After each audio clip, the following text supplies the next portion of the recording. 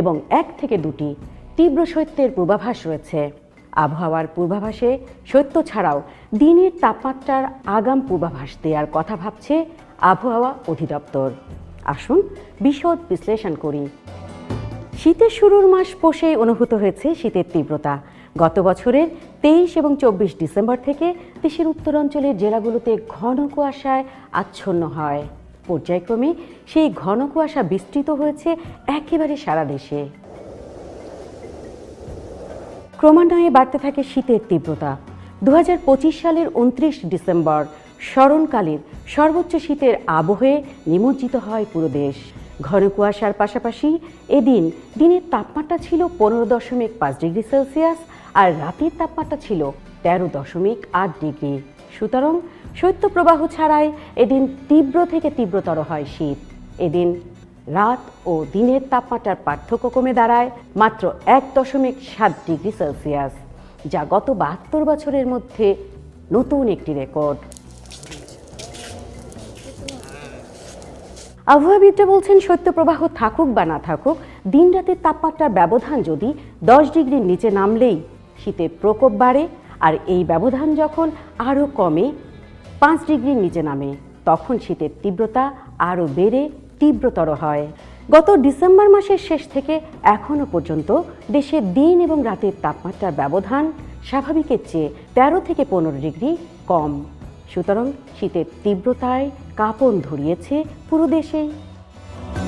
চলতি বছর শীতের অন্যতম বিশেষত্ব হল শৈত্যপ্রবাহ ছাড়াই শুধুমাত্র দিন রাতের তাপমাত্রার কমে এসে শীতের প্রকোপ বৃদ্ধি। এছাড়াও এদেশের ইতিহাসে 2018 সালে এই জানুয়ারি মাসে তীব্র মাত্রার শৈত্যপ্রবাহের কারণে 8 জানুয়ারি তেঁতুলিয়াতে দেশের সর্বনিম্ন তাপমাত্রার রেকর্ড ছিল 2.6 ডিগ্রি সেলসিয়াস। এর আগে সেই 1968 সালের 4 ফেব্রুয়ারি সর্বনিম্ন তাপমাত্রা ছিল 2.8 ডিগ্রি সেলসিয়াস।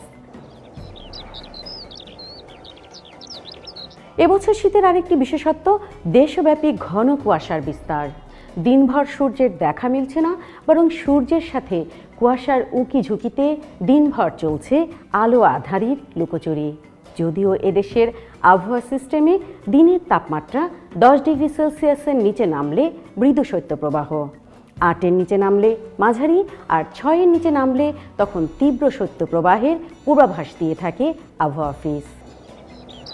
এবছর প্রথমবারের মতো দিন রাতের তাপমাত্রার ব্যবধান কমে শীতের প্রকোপ তীব্র থেকে তীব্রতর হয়েছে।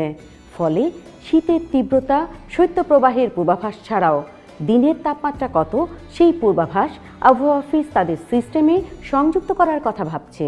কেননা শীতের নয়া সমীকরণ, শীতের অনুভবের এই তীব্রতা মানবদেহ ও পশু স্বাস্থ্যে প্রভাব ফেলবে।